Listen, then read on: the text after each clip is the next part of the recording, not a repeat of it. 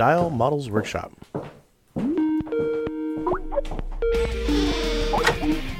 Hi, it's Yeji. And Clint. Hey, it's Larry. You are entering Models Workshop After Hours, a modeling podcast where we talk about miniatures, model painting, and we cuss a lot. If you can be offended, we're probably going to offend you. Then you're going to laugh, and you're going to feel bad. And then we'll offend you again, and then you'll laugh again. You see the pattern. So kick out, sit back, grab your brush, grab your paints, and get ready to have some fun. Hey, everyone, and welcome to another episode of Models Workshop After Hours, where we're going to have a lot of kick-ass fun, and it's only me and my guest in the studio tonight, because apparently there's a full moon and everyone's wanting to run around naked. Either that, or when they met him at conventions, he made such an impression that they don't want to be around. We're still trying to figure that one out. But in the house tonight, we have the ever awesome Wayne Rogers. Hey, thank you, Larry. Okay, yeah, it's me. I'm Wayne Rogers. It's me, Wayne. Thank you for having me on, Larry. Not a problem. Wayne is one of our longtime fans of the podcast. You've been listening pretty much ever since the beginning, haven't you? Yeah, I have. And as you can tell, everyone, he is a man of many words, not said. All right. So in addition to being a fan and a patron of the show, and I've actually been meaning to have Wayne on for, the last year, in all honesty, he also is the guy who's in charge of setting up the painting competition at KublaCon.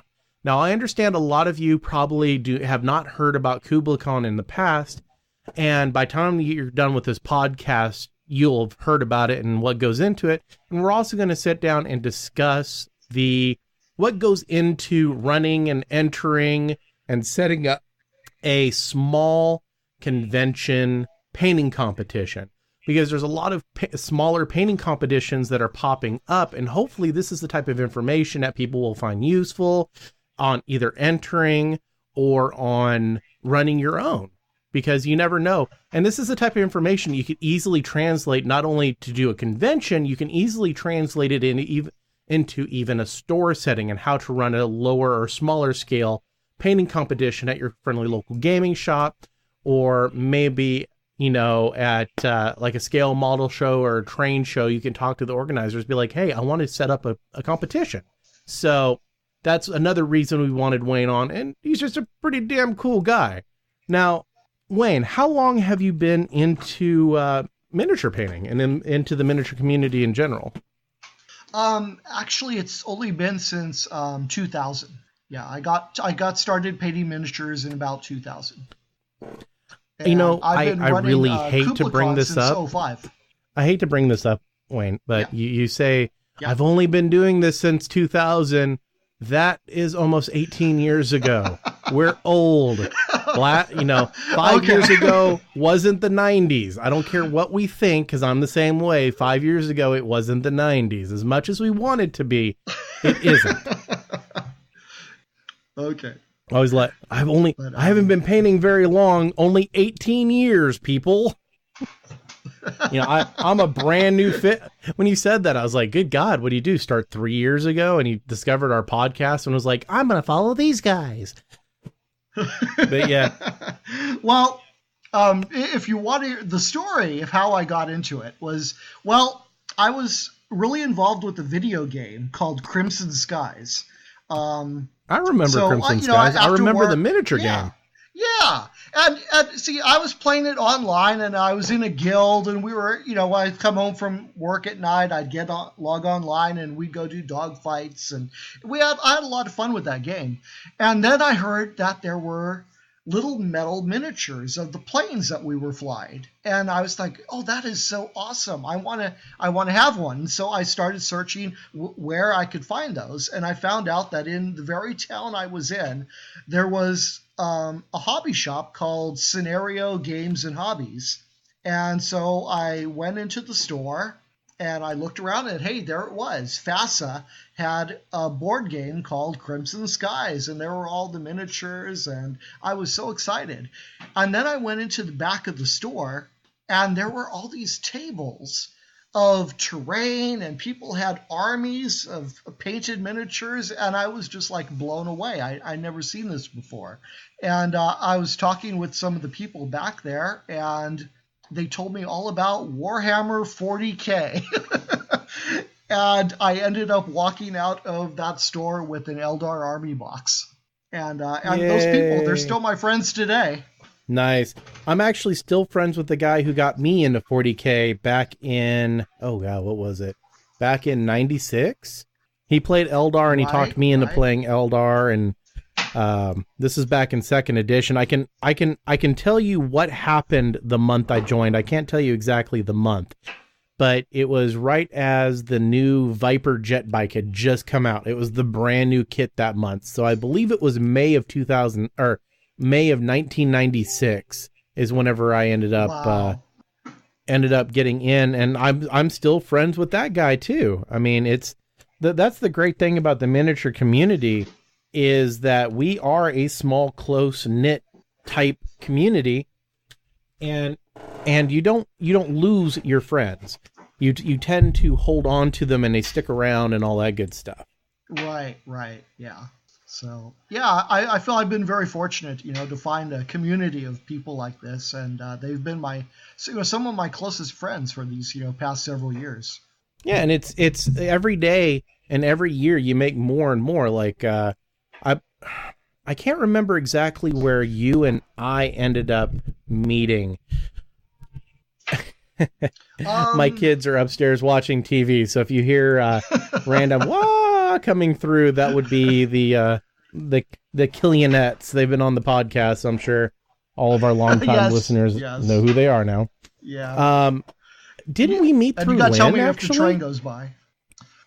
No, we've never met, only through Facebook. Right, I understand that, and that's what I mean by meet. Haven't met, because of my job. I don't get to go to conventions very often, so I've never met Yeji. Like, even though Yeji and I literally talk every day, and we've hung out and we founded Models Workshop and everything else, I've never met her. I've never met her. I've never met Clint. I've never met Andy, who is the other co-founder. I have met Ben because he lives in Dayton, just right down the road from me. Of course, I've met Joe. He's my teammate in the truck. Let's see, who else? Right. I've never met Nandy. I've never met Rye. I've never met Ree. I've never met Amy. The only people in Models Workshop that I've met is Ben and Joe, and that's it. Everyone else, even though I've known them for years, I've known Yeji for 7 years now. We met over in Heresy Online, but we've never actually met in person. So, my definition of meeting is hanging around online with a person for a long ass time. Right. Yeah, I just briefly got to meet Yeji and Clint at LVO last year. Such an impression you must have fucking made. I know. I talked to him for 2 minutes, and that was about it. Yeah. Now they're not on the podcast. Yeah, she was. They were doing the teaching, some of the classes there. I think Yeji was doing an anime eyes. She does her infamous chibi eyes. Chibi, yeah, that's it. Yeah. But for anyone who's noticing any type of talk over, we're having a little bit of a delay in our talk, so I'll start talking and it doesn't register on his side for a few seconds. I blame it on the fact that he's over there in that California state. Yeah. So how did we quote unquote meet? Was it through Lynn or was it through someone else? Oh, I'm not sure. Maybe it was through Models. Maybe it was through Models Workshop. Yeah, I think it was after the podcast. When I heard about the podcast, and I signed up for it, right away. And I think after that is when I friended you on Facebook. And yeah, I think so. It was funny because Yeji was actually talking about she got her first person that actually followed her specifically from the podcast and sent her a message like, "Oh my God, I listen to you on the podcast all the time. I think you're awesome." And I'm like, that's your first one? She's like, yeah. And I was like, okay, I've been having that happen since like literally the very beginning. I'll get random friend requests. Yeah. Well, I'm friends with a lot of artists, same with you, and artists tend to be like, oh, we have 155 people and friends in common. He must be an artist. I'm going to go ahead and send him a friend request, even though I don't know them. And I do that too because I always look for people's work of art, because I share it to Models Workshop, because I like sharing people's stuff. Like, hey guys, look at this artist. They're really freaking cool. Like the submarine a few days ago that we had on the page. That was freaking mind-blowing, and it got shared quite a bit. Oh my God. Yeah. That was absolutely nuts. Now, going back to Crimson Skies, did you ever play it after it was sold to WizKids? No. In fact, I never played the board game. You never played the game, period. You got deflected. Yeah. After I got the miniatures, I got right into 40K, and I've been, painting Eldar and stuff like that. And way back then, I was also playing a game called, it was a D&D miniature skirmish game. Mage before Knight? They came out with the pre-painted. No, not Mage Knight. It was actual D&D, not conference. It was before Confrontation came out. RuneScape? Chainmail. Chainmail. Yeah. It had really great miniatures, great gameplay. It won a Game of the Year award, I think, at Origins, and then they canceled it. So, hey, that sounds familiar. Yeah, I yeah. Was Cool Mini running it? Oh, my bad. I said I was going to be positive. No. Yeah. Oh, are you paying attention on the Facebook tonight? A little bit. Why? What's going on? Oh my God. So I guess the Adepticon class registration opened up today, and everyone's trying to get their orders in. And as normal, Adepticon has absolutely screwed the pooch on their cart system. Like Caleb Weissenbach, the guy who's like teaching multiple classes, went to sign up for the VIG package and sign up for a class. By the time he got to the end of checkout, because I guess they don't have token holding, so by the time he got to the end, the VIG package had sold out. So they didn't allow him to just remove the VIG package. He had to start over completely. And then by the time he got back through the second time, like 2 of the classes that he wanted to do were canceled or were already full. So he had to start over again. And I guess this is happening to a lot of people. I saw the head painter, or Dallas over at Privateer Press, said that the Adepticon website crashed after 12 seconds. So basically standard Adepticon, and it's an absolute massive clusterfuck, because apparently even though they have all these people coming to the conventions, they can't hire someone to program them a half-ass decent cart. Oh no. So what a mess. So it's yeah. So it's kind of fun just watching everybody ranting, and it's not me for once. Right. Yeah. I have promised our listeners I was going to be more positive and only use the power of the rant on very important topics. I'm not going to Adepticon, so I don't give a damn. I'm just going to sit here and go, oh, poor Adepticon. Yeah. When shall you learn from your mistakes? I've never been to Adepticon yet.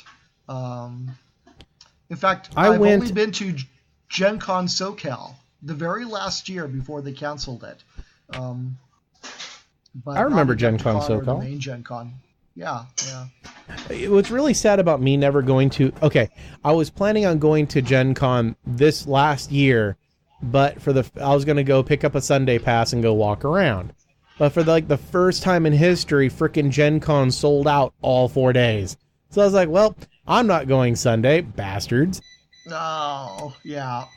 So I didn't get a chance to go. But whatever. So I've also been to I've been to a Games Day in Anaheim. I went to one in Baltimore. I met Marika and Liliana Troy at that games day. That was the year that Marika brought a Tyrannid that was painted like a beetle. Oh, nice.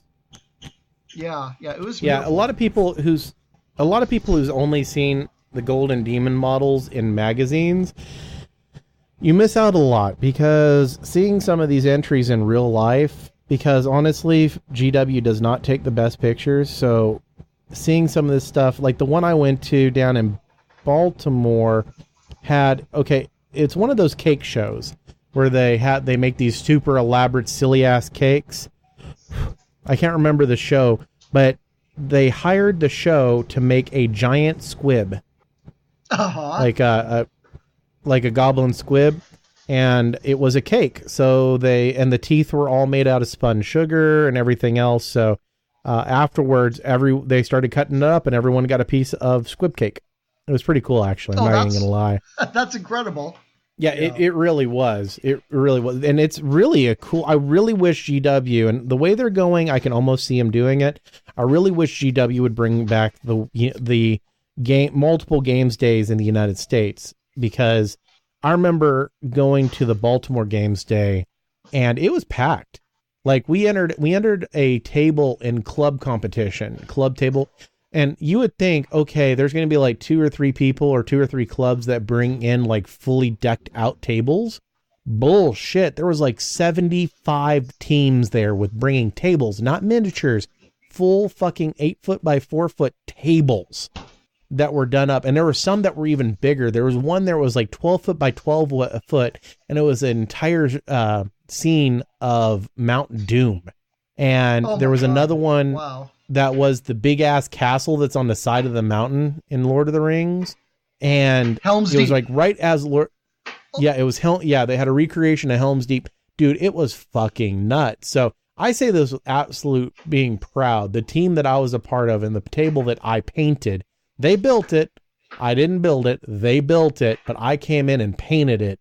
We actually won best fantasy table at that games day out of about 50 tables. So I was like, yeah. The fucked up part was they got their picture in a White Dwarf. I had left to ride the train up to Washington, D.C. to meet a friend of mine, because Baltimore, Washington, D.C. I went up there to have lunch with her, and it was right when they took the picture for White Dwarf.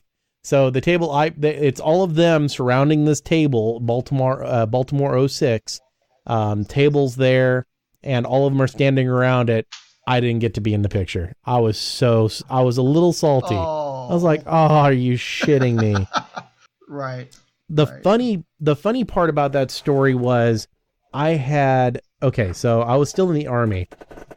I had woke up at 5 o'clock that morning to do PT. I really need a new chair. This thing creaks too bad. I woke up for physical training for people who aren't in the Army. Basically, the Army pays you for an hour and a half a day to go exercise. Sometimes it's good. Sometimes it sucks. Sometimes you don't want to get out of bed, but they make you anyways, bastards. But so I woke up at like 5 in the morning to get ready for PT, went to PT, did my entire duty day, drove to Louisville to pick up my friend Jeremy and his buddy. We hopped in my car and drove all the way from Louisville to Baltimore. Got to Baltimore at 8 o'clock in the morning or 9 o'clock in the morning, some crazy shit. Like it was an AM. I still had not went to sleep at this point. I drove the entire way there. We get there. They went to the store to pick up caffeine because I was at that point, it had been up for like 28, 29 hours. I was getting a little tired. So I was like, hey, at that point it was primered and that was it. And I was like, do you guys mind if I paint on this while you're gone? They're like, hey, whatever, have at it.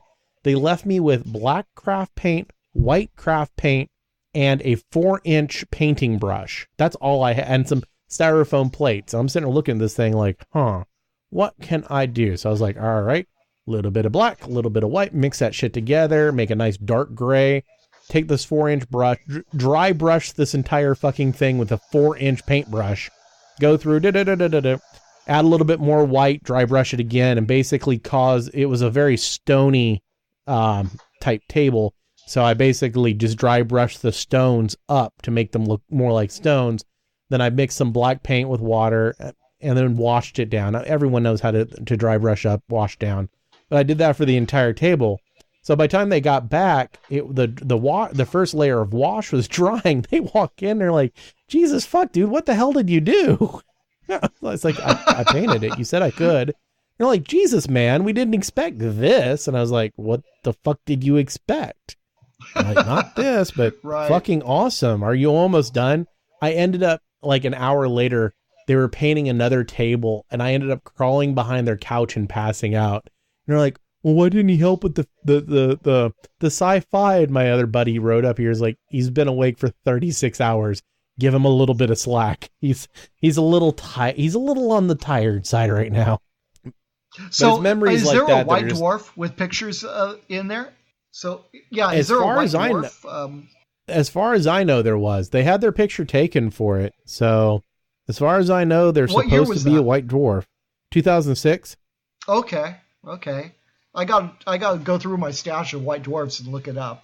What day would, or hold on a second. I'm going to mute. Don't go anywhere. Okay.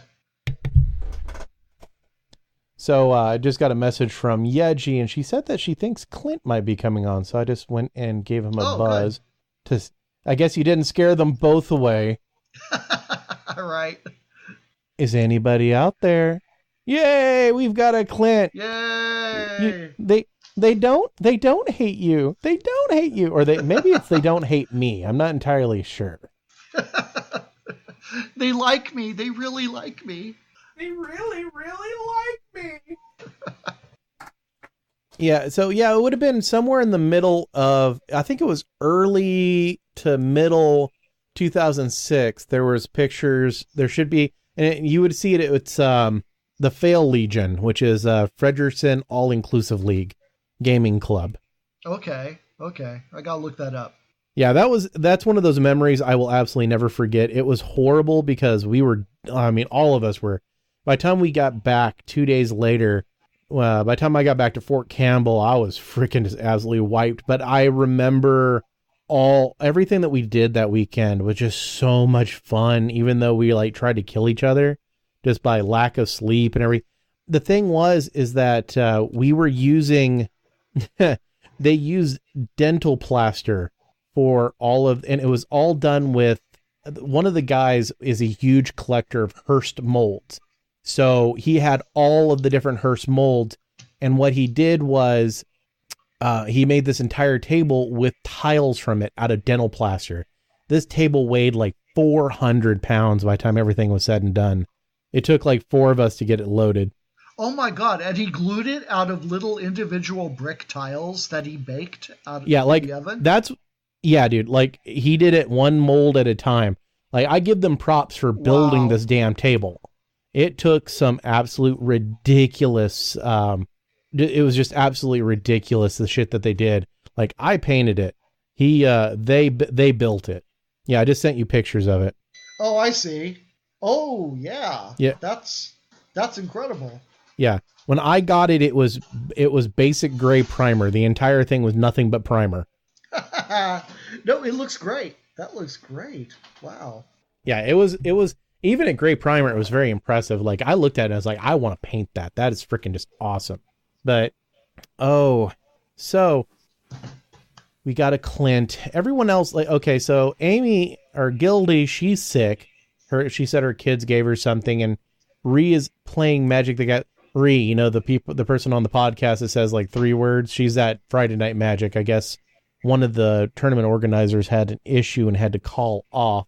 And then Yeji is dealing with a work emergency. Gotta love being a small business owner, because when that type of shit pops off, you're just like, I've got to handle it. Now, speaking of being a small business owner, don't you own your own business, or do you work for someone? No, I work for someone. I work for a small company called Coin Stair, and I build stair banisters. Yeah. Okay, so he's being like the most modest son of a bitch I've ever seen in my life. Like, he goes, oh, I build these banisters. No, dude. Like, I see the shit because he posts pictures of what he does on Facebook, and he'll post up pictures, and I'm like, Jesus, wow, this is this is fun. Like literally Jesus, woo, Mr. Carpenter. They are amazing. They are literal works of art. And I'm sitting there looking at some of this stuff going, wow, I need stairs. Maybe if I fly him out here and give him airbrush lessons, he'll help me redo my stairs. Right. Yeah. Yeah. Well, we keep really busy out here in the Bay Area. So I get to see a lot of, the houses I work in are just incredible. I was just finishing up a house. Yeah. There's a house in San Francisco I finished up that was, I think it was sold for, it's worth about $60 million. Yeah. It's so got when you the build best them view of the bay that you could even imagine. They've got picture windows that you look over into the Golden Gate Bridge, the Palace of Fine Arts, and Alcatraz, and it's got 4 levels of picture windows on the back. The walls are made out of teak wood, and I was there to put in handrails on the walls that were wrapped in leather. So yeah, it was pretty amazing. And I bet the owners of that place probably frequent my establishment. Maybe. High rollers. Yeah, when the owners of a house, get into the newspaper for buying a house, and they're called socialites, and words like that, you're talking about some very wealthy people. Wait, I think I actually do really. Yeah. If you move, if you buy a house and your ass gets in the newspaper, you rich. You rich. Now, does your wife actually play miniature games, or does she paint, or does she do anything, or is she just supportive? Or is she supportive? Oh no. My wife is very supportive of it. She doesn't paint or play. But she has painted some garden gnomes. So there's that, yeah. But no, she's very patient with me. I got my painting table out here in the front living room, and she's just fine with it. So. Well, I guess if she's not in the hobby, at least being understanding of the hobby, that's always a good thing. Yeah. I got lucky, and mine's actually into. So how was your date with JT a couple weeks ago, Clint? It's pretty good, actually. So we've mentioned him on the podcast before, but if you happen to be a new listener, I have a friend who used to live in Anderson, Indiana, where I lived. His name is JT. JT is about as gay as a $3 bill. Nothing wrong with that. He's a great guy. But he moved to Vegas, and they actually ended up kind of pseudo meeting prior to, but then I introduced them and they started hanging out quite often. And part of the reason that Clint ended up missing last week's podcast is the person that he was hanging out with was JT. So I've been teasing him mercilessly for the last 2 weeks that him and JT went on a date, and that Yeji better not find out, because that's what friends do to each other. It was good. It was fun. I learned quite a bit of what we were going over on that. It was good. Plus, I ended up getting a commission out of it. Did you learn how to properly cut the? You did painting. My bad. Painting and learning a game system that he's really into right now. He's playing the new Batman. What's he playing? Oh, I love that game. Oh, he's playing the Arkham from Night. Yeah, it's the Batman game from Night Models. He's actually really into it, and so is a couple of my other commissioners. So I've been doing a lot of Batman lately. Is that why you went to JT for lessons? Part of it. I figured I've never been a big comic book fan, especially not like DC. And him and his roommate Pepper are really, really into it. So kind of getting the color schemes for some of the other things. I mean, I can go off the card art, but some people don't want the card art. They want like this variant of this. I'm like, I have no clue what the hell you're talking about. So it's kind of nice to actually get like the source material, as well as kind of understanding how the game works. You're gonna end up getting the damn DC encyclopedia and having Yeji claim it on y'all's taxes as a business expense. Maybe.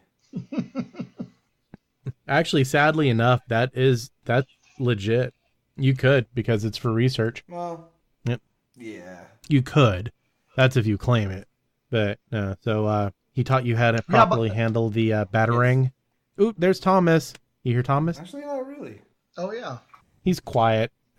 Yep. There he goes. Hey, Thomas. He says hi back. Ooh, Thomas, you sassy little bastard. Oh, you kiss your mom with a mouth like that? Well, but Clint, I've seen your models for Batman, and they look really nice. So yeah, Clint is honestly come leaps and bounds compared to even like last year. If you look at the stuff that he was putting out last year, and it wasn't bad. It's just you look at it, and then you look at now, and it's like, wow. And then probably a month from now, it's going to be like, oh, wow. He's definitely coming along. I love watching the guys in the group as they expand and become better painters. Because of my Arena Rex that I put up, the Leica or whatever the hell. A guy's like, oh, hey, Leica from Kingdom, or not Kingdom Death, Arena Rex. She's the chick with the trident and the net and all that for that skirmish Arena Rex game. And I put her up, and a guy messaged us last night, actually. He's like, hey, how much to paint something to Leica's quality? I'm like, let me get back to you. Wasn't thinking about that. Give me a moment, please. Yeah. But no, hopefully he'll do it, because he wants me to do a couple models for him that Yeji ended up claiming from Kingdom Death. So I'll get my chance to paint them. Funny how that happens. Has she actually painted them? That's the question. She claimed them. She just claimed them. So I'll get in trouble if I do them. Isn't touch the wrong girl, get in trouble? Isn't that how it always goes? This is why we buy two of everything. That way she doesn't have to. Not freaking Kingdom Death at like $1,600. Why do you think it was $1,600? Damn, you bought. I didn't realize you guys had bought two. The majority of our stuff we buy two of. Well, I knew that. I didn't think that included the obscenely expensive Kingdom Death.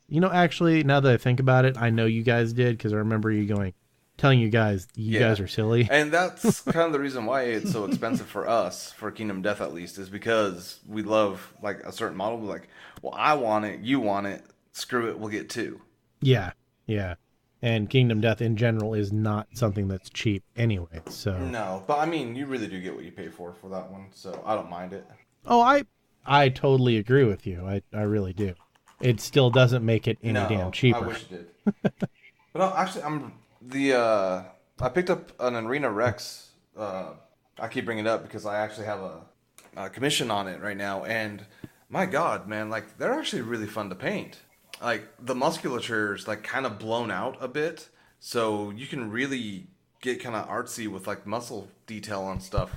Oh, nice. Like I have like this Native American guy with two axes, and he's in like this really crazy pose, and he's more ripped than freaking Schwarzenegger when he was going for Mr. Universe. So with how cheap they are, I mean, they're not like cheap, but for how decent the models are, I know they are a little bit of a weird scale, but if you wanted to practice like doing skin tones and musculature and all that, I would recommend picking some of them up just to play around with, because they have a ton of open skin area for one. And like I said, the sculptor just went nuts and like really, really precise on the anatomy and all the models. It's really nice. Nice. Those are always good models too. And I have a little bit of the ones that have something you can practice on. As long as you don't pick up like the Gorgon sisters, I think all the models are under $20. Well, except for the ones that are like riding a horse or a scorpion and that stuff. Nice. But I think all of them are about under 20. Right. Now, you have a little bit of news about the game that you support, don't you? Now he's sitting there going, "What were we talking about?" The Christmas edition models. Yeah. Weird is going to be doing a Black Friday special box for Rasputina.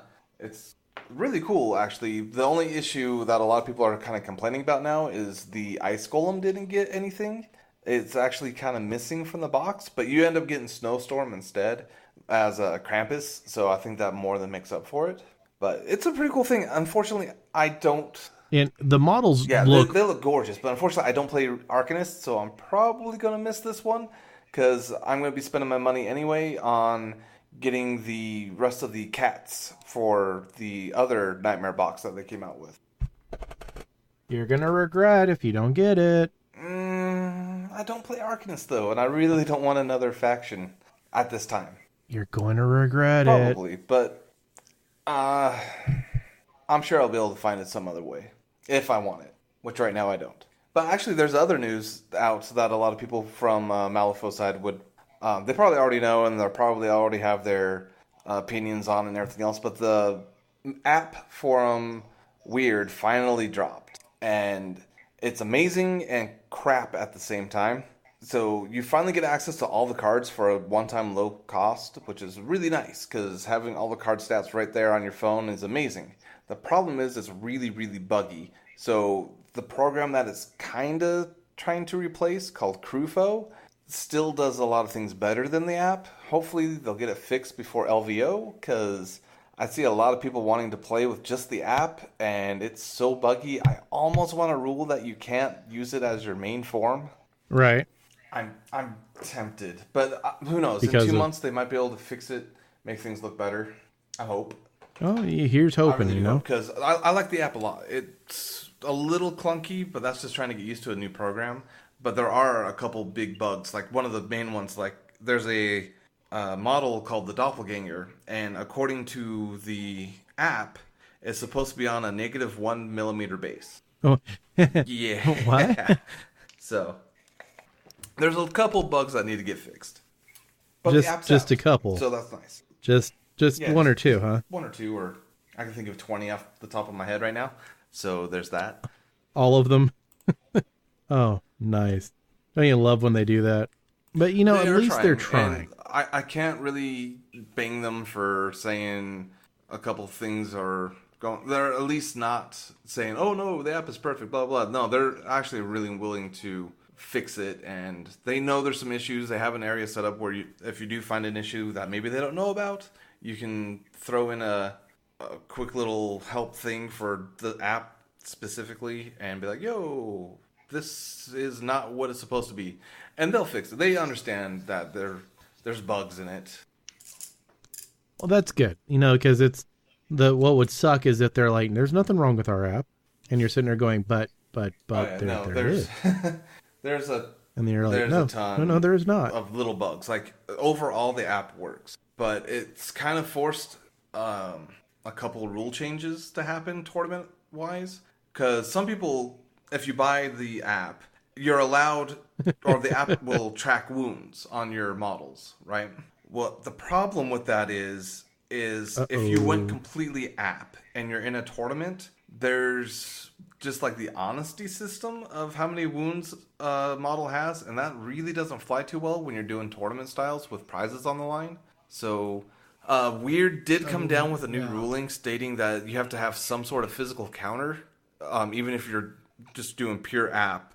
Each model has to have a physical counter of all the conditions and wounds that it has. So it's nice that they kind of thought about that and fixed it over. But I kind of see this as kind of being a pain to have to enforce. And also, like, if I'm doing pure phone and pure app and my phone dies in the middle of a battle, sadly, I have to rule that you lost the match. And if you can't get your situation fixed before your next match, you kind of withdrew. Sorry, have a battery. So, but look, that's the news for Malifaux and Henchmaning so far. I'm really looking for Black Friday. There should be some really cool things between that, Kingdom Death, and maybe possibly Arena Rex. Nice. And then I'm sidetracked doing some Infinity right now too.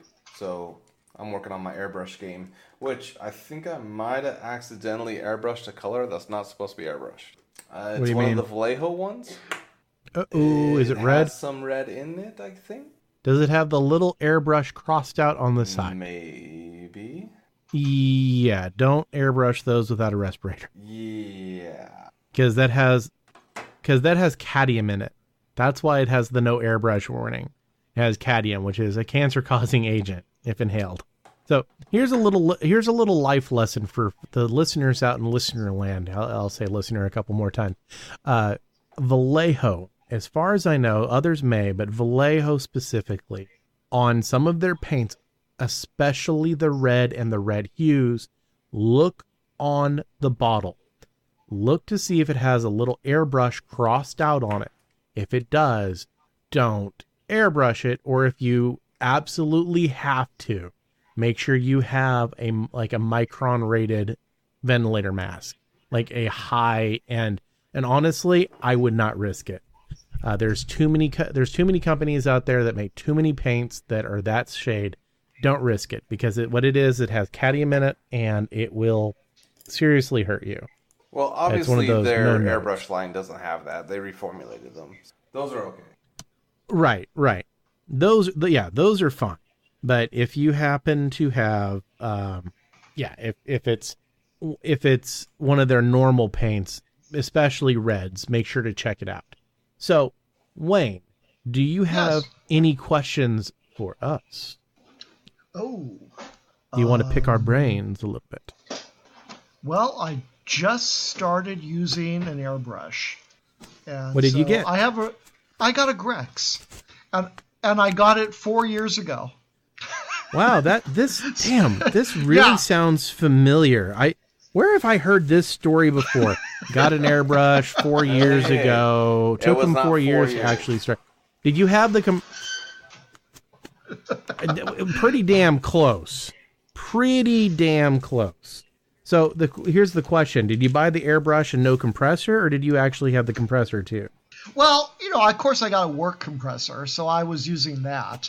But it's kind of unwieldy, so I went ahead and got a master compressor with a tank. I think you have pretty much the same one. Yeah. Master's TC20T, or is it the bigger one? Yeah. In fact, I think it was one of your posts that recommended it that I decided, okay, that's the one I'm going to get. So then it's probably the Master's TC20T, because I either recommend the TC20T or the Master's 828 or 848, depending on your needs. Right. So it's one of those things where I got the compressor. Yeah, this year I got the compressor. Wow, it really does sound like a story I've heard before. Yeah. My roommate, he was starting to use the airbrush, and he was starting to get good at it, and he's always bugging me. He says, Wayne, you got to use your airbrush. And I was like, yeah, but nothing I'm working on really seems to be suited to using an airbrush on. And everything is suited to using an airbrush. I know, but it just doesn't seem like it. I finally used it on the canopies on my old school Eldar Falcon. And one of my friends, he kind of, went through the ropes and showed me, the basics of the airbrush. And so I'd use that. But it's so hard to figure out, a project that an airbrush would be good for. Right. And that's fair too. I mean, there's always, I don't know. I use an airbrush literally on everything. So it's not like, hey, I don't think this is going to work really well with my airbrush. I'm sitting there going, how can I use this? How can I use my airbrush on this? As simple as that. I look at everything as I'm going to use my airbrush on it. How do I use it to the best of my ability? And then I'll go through and I'll lay down colors and everything else. And speaking of airbrushing, and I got a brand new bottle of paint. My son said he brought it down here. And now that I'm sitting down here and looking around, I don't know where the hell he put it. We have a special project going on, and I ordered a bottle of Spastics high polish chrome. Mm-hmm. It's not quite 100% looks chrome, but it damn near looks chrome. Oh, right. Purple, gold. Huh. And he already passed out. So I'll have to find it later. He said he brought it down here because one of the cats was playing with it. So he brought it down here to make sure the cats didn't drink it or anything. I was like, good, because it would have probably killed them. And if it hadn't, I would have killed them when I got home. I love Spastics paints. Now, The reason actually I ended up going out and buying a respirator is because of spastics.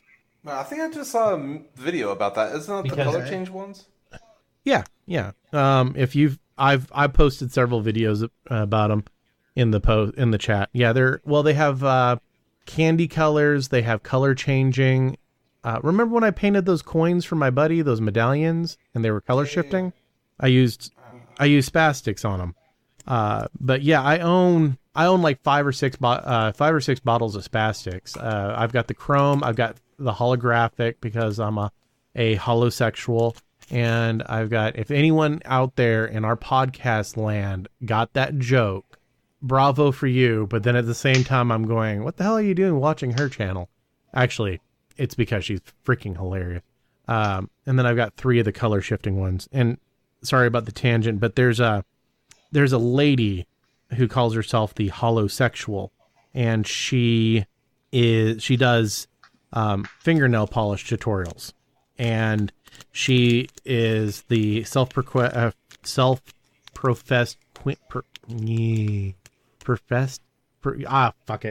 she's the queen of the holosexuals because she loves holographic stuff, and so that's where the joke came from. She's actually really I don't do nails, even though I have seriously contemplated getting into it because I've seen how much money that these people can bring in for airbrushing nails. Shit. And, but just her humor, she's just a very, very, very funny person. So she's very much so worth watching just to watch. But yeah, I had to pick up a bottle of holographic paint just in her honor because why not? I bought a set of color shifting paints like several years ago that I haven't tried out. I believe they're enamels, and I've been wanting to try them on like maybe Dark Eldar. That could be cool.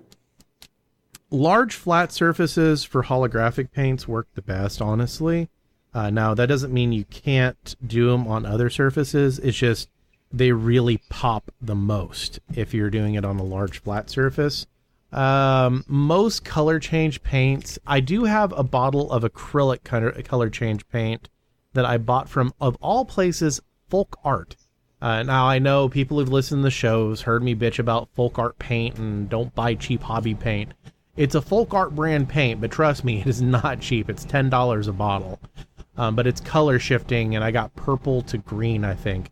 So it is acrylic, but like all the spastic stuff is all like you have to wear a respirator, and I have to wait till my family's out of the house because I still haven't installed my vent hood yet in my basement.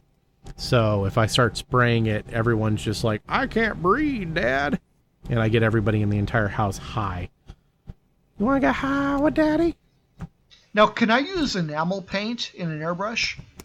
Yes and no. Oh, I am pretty sure that yes, you can. I am also pretty sure that I don't think you would want to. I mean, yes, you can, but there is going to be downfalls to it. Enamels are harder to clean, and you have to spray like paint thinner through your brush. And you also have to be very careful of what airbrush you use. And I'm not honestly 100% positive that Grix is considered solvent proof, because your airbrush has to be rated for solvents. Same as if you shoot anything that's solvent based, such as enamels and stuff like that. I believe Grix is, and you can email their customer service and ask them. And I personally don't know because I don't research Grix because I don't like Grix. Personal reasons, not because they have bad brushes. I've heard good things about them. I just don't like them as a company. I got to play around with the Grix before. I liked it. It was a little on the heavy side, though. You got to play around with Nandy's Grix. I know whose Grix you played with. It was Nandy's. But no, I've heard their airbrushes are good. It's just whenever I first started out, I sent them a message asking them some stuff such as, hey, I'm a small-ish YouTube / website. I'd like to talk to you about working with each other. Is there anything we can do? And they literally just stonewalled me completely. Wouldn't even give me the time of day. Sorry for the hum in the background. Like I said, I'm in the basement, so our furnace has been kicking on. It is getting cold in the state of Indiana, and my wife definitely belongs to the Cold Feet Society, so she gets cold super easy, so the heater's already on. If anybody's been listening for a while, you're used to the hum during the winter. Yeah, it's been getting down to like 50-something degrees in California. Now, I was actually going to tease you, but I'm not even gonna lie. That is pretty damn cold. I was like, I thought you were about to say, it's been getting down to 70, and I just don't know what I'm going to do. And I was like, whatever. Yeah, it's been getting about 55 in the mornings. Yeah, that's fucking ice cold for where you live. Yeah, it's not been very pleasant. But it warms up. Oh, I can just imagine. I can imagine just how much Yeji's been complaining. It's still cold. Not too bad, because it warms up by the time she wakes up. Oh, that's right. You get up a lot earlier than she does. Good old day shift. I got my Grex back when Mr. Justin was recommending the Grex as his favorite. He still does, as far as I know. Brands now. Really? Yeah. No, I'm pretty sure he's still Grex. Oh, really? Okay. What did you think he shifted to? And I'll tell you yes or no. Oh, I think he said he really likes the Infinity, but I could be wrong about that. Are you sure you're not getting me and him confused? I'm the Infinity fanboy. I might be. I might be. Yeah. I am the Infinity fanboy. Okay. I'll be the first to admit it. I own 2 Infinities, and I almost bought a third. I fucking kid you not. I almost bought a third. Why do you need so many of the same one? Shut up. Don't ask questions. Honest question. Honest question. Because I'm obsessive compulsive. No, actually, the story behind it, and there is a legit story, is I bought the red-handled, the standard Infinity years ago. Like, years ago. Shit. 6 or 7 years ago now. And I loved it. Well, Harder and Steenbeck offered a service where you could custom build your own airbrush. And I absolutely love the color purple. Probably almost unhealthily, but I love purple.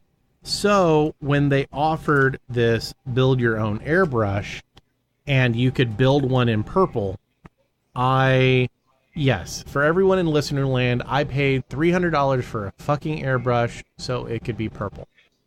Well, that just makes perfect sense. So, well, as most people know, I do a lot with Warcolors, and I'm an affiliate for Warcolors. So when I was doing my tutorial, or when I was doing all my stuff, and people were buying Warcolors, and let me say this plainly, because I know there's someone out there. No, I did not sell Warcolors because I had an affiliate link. I have affiliate links to fucking almost everything out there. So I sold Warcolors because they're amazing paints. I love them. I know some people don't. I think they're great, especially for the price. So I literally own the entire line, and you can email Neo over at Warcolors and ask him. The only thing Neo has ever sent me free is 3 paintbrushes and 2 keychains. That's it. Every paint that's like legitly and I even bought my own paintbrushes too, and he sent me some extra ones. Every paint that's sitting on that shelf, all 120 something bottles of Warcolor paint, I purchased. I paid for it. I didn't, and here's the thing. The only discounts I ever got off of the paint was literally the exact same coupon codes that I was sharing to my group. I just want to throw that out there because I'm sure there's someone who's going to go, oh, he was just selling it because he made money off of it. And let me put it this way. I made enough money off of commissions from my for my Warcolor stuff that I was able to buy the paint or the airbrush with it. And I've had a grand total of 3 complaints about Warcolor. One of the complaints was the lids are really hard to get off. And I will fully admit that, yes, they are. I've told Neo this, and he says, well, it's a safety thing. I want the lids to be difficult to get off because they're childproof. Fair enough. Okay, because they're childproof lids. The second thing is the bottles are very, very rigid. They're hard to squeeze. So I brought that to him too. He knows about it. Once again, goes with the bottles because they're kind of hand in hand with each other. The third problem was one of the colors was misformulated. It was having, like if you added water to it, it would separate. And I think it was brown 3 or brown 4, which is probably part of the reason. I think it was brown 4, which is part of the reason it made it through testing and it wasn't found, is because the 4s are actually the least used of the colors. And I told him about it and he reformulated it. And the only other complaint was a personal complaint, was the labels that they use because they like to rub off real easy, and he redid the labels. And those are honestly the only complaints that I have ever had about watercolors, other than preferential stuff. Like if you come to me and go, watercolors are too thin, that's your preference. I like them thin. That's part of the reason I like watercolors, is because they're thin. And the fact that they don't have amazing, not one stroke coverage. I like the fact that I have to put 2 or 3 layers on there to get a nice smooth coat. So that's the difference between someone going a preferential thing, like I like thicker paint versus thinner paint. That's your preference, and that's fine. If I'm not calling you wrong, Right. I'm just saying that's not a complaint against the paint. That's just a preference thing. But yeah, and all in all the complaints that I have ever had with the watercolors has been like 3. One, there was a problem with the formulation of a color, and 2 of them are bottle design. And he was completely aware of the bottle stuff, and he didn't want to change it because that's kind of what his stuff. And I guess he probably gets them cheap because, surprisingly, those little dropper bottles are probably the most expensive part of most of the paints that people buy. They are I've priced them. Those bottles can actually be fairly expensive, surprisingly enough. But the story of why I have 2 Infinities is basically I bought one years ago and I love it. And then when they put out the build your own, I wanted a purple one that said Models Workshop. And yes, everyone, it's purple. It's not pink. I don't care what the damn picture shows. Grr. It's purple. I'm looking at it. The damn thing's purple. If I take a picture of it and I send you the picture of it, it'll look pink. So what should I do with the Masters airbrush that came with my compressor? Is it a G22 or G43? I don't know. Does it have a little twisty on the bottom of it that you can adjust the airflow, or is it just basically a solid body airbrush? I think it's the cheaper one. Yeah. Okay, so it's the G22. It's not a bad airbrush. Honestly, it's not. I still use my G43 on occasion. One thing, Wayne, you have to understand. I own 9 airbrushes. I have 2 Infinities, but I actually have 9 different airbrushes. And once again, I have not been sent any of these. So if you hear me state my opinion on a particular airbrush, it's because I honestly think it's true about the airbrush. It's not because anyone pays me, because Lord knows I can't get a handout, except I get free cups and t-shirts from Paint Rack. That's what I get. And don't get me right. They thank me. And since they can't send me like a free copy of the program since I bought it like 3 years ago, they sent me their company t-shirt, and they sent me some of their paint cups because they're awesome like that. Actually, we're probably planning on having them on at the beginning of next year. The guys behind Paint Rack. It was another one of those like, why the fuck haven't I asked these guys on? Literally, we've been talking about their program since episode 2. Why have we not had the Paint Rack guys on and shot the shit about app development for a hobby and the ups and downs of that? But no, I own 2 Infinities. I own a Badger Patriot 105. I have a Sotar 2020. I have a Iwata Neo Siphon Feed. I have a Masters G70, a Masters G43. I have a Devil Biss Dagger, and I know I'm missing one. Don't you have... whatever. But those are the ones that I can. I was gonna say, you don't have a Sotar, do you? Yeah. Yeah, that's the one you're missing. Then. I said that. You said Sotar 2020. No, you said 105. Oh, did I? Okay. Well, I got 2 Badgers, 2 Infinities, 2 Masters, the Devil Biss Dagger, and an Iwata. So maybe I have 8. Yeah, I think it's 8. But no, and I still use all of them. Like the siphon feed Iwata I bought, it was specifically, I bought it for a project.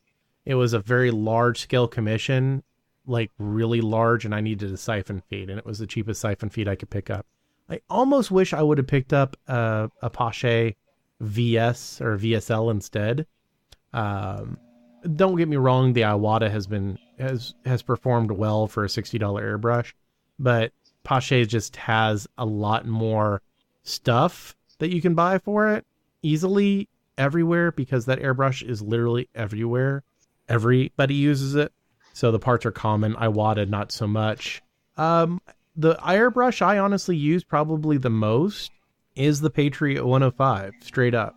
If you need a workhorse airbrush, like for laying primer, and Clint can attest to this, he does the same thing, and I think Sinjin can as well, and pretty much anyone that's used the damn thing. It's great for like laying down primers in your primary shadows, or metallics, or lacquer-based airbrush paint, or any of that stuff. It's just a beater of a brush. Finer detail, no, you're not really going to do a lot of finer detail with it, but you could do like 80% of a miniature with the 105 and then switch over to like an Infinity or a Sotar if that's the way you go. And but in all honesty, yeah, no, not the Extreme Edition. I think that's a gimmick. I'll say it from day one. I'll say it to the end of the days. You're never, until someone puts one in my hand and I play around with it and it blows my mind, no one is going to be like, oh no, it's really worth the money. I don't think it is. Just get a damn regular 105 and then spend the extra cash on a damn I really want to try the new trigger that comes with that 105 Extreme though. I will say that the high roller trigger is probably the one thing that I have heard the most about, the most positive thing that I've heard that come about. And since Badgers use the same airbrush parts for damn near everything, you can put high roller triggers on every one of their airbrushes because they all use the same air valve system. So that's a cool thing. Now, speaking of airbrushes, I just popped in my head, Ammo by MIG just released an airbrush, and it's 120 euros. It's available on his website. I have not had a chance to play with it, so this is not me saying go out and buy it. If you're looking for an airbrush, go buy it. If you're not, then you might want to check it out, because I'm very curious. I'm actually halfway tempted to email him and be like, hi, we need to talk. But it is 120 euros. It does not have a detachable cup, which I think is actually a big negative to it. It does have a cutout handle. It does have a needle guard stop at the back. The one thing that really caught my attention is it has a 0.15 millimeter nozzle, which is the same size as on the Infinity, which is the smallest nozzle that I know of on the market. So it has the same size as the Infinity. Now, a lot of people were speculating that it is a Badger knockoff, and I do not think it is. Someone actually ended up pulling up a picture of another brand's airbrush. It's like a lesser known, it's a German design, American made airbrush, that the new Ammo Cobra, I think it's what it's called. I can't remember. Do you happen to remember, Clint? I think it's the Cobra. I think it's the Ammo Cobra, which leads me to believe that he watched G.I. Joe when he was younger. Just a guess. But it has the look of that other airbrush. Like it was almost, and it's honestly, and I like to think myself informed about airbrushes. It's a brand that I have never seen before, but it's a smaller, it wasn't designed for acrylics. What the hell was it? It was a specialty airbrush for some other product. But yeah, it was, it blew my mind that one, I saw an airbrush that I had never seen before.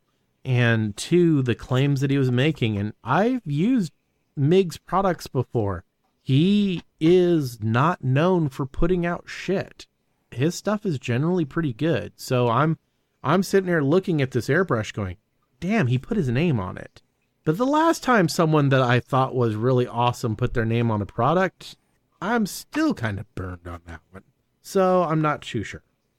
But it's definitely one of those things that I'm probably going to contact him and see what we can work out. It'd be cool to try it out. See if he's maybe coming to a show nearby, so I can try it out. No, Larry. Yes, Larry. If yes, sir. Have you seen pictures of my Eldar project I've been working on? Possibly. Probably a few of them. I'm doing the old school Eldar, and I'm doing them in Alatok color scheme. So my yellow and larger blue models and the vehicles. Yeah, and most of it is blue, and the vehicles and the larger models has got the mottled blue. So where would you do airbrushing on a mottled color? Well, you would. Because I'm doing it with a brush. So would you just use it for a base coat? Yeah. I would. What I would do with that is I would do your primer, which you're probably going to do black, and then I would shoot the entire model gray, and then I would shoot it from underneath black, and maybe a light dusting on the top white, so you get that nice zenith look to it. And then spray your blue over it, and it's going to cover a lot, but you'll still have that subtle gradient to it. Now, okay, I've not tried this method, but I've heard about it, and it might save you some time. Saran wrap. For modeling? Yeah, to use that mottled. Okay, for anyone who's not understand or might not understand, it's not modeling that we're talking. It's modeling.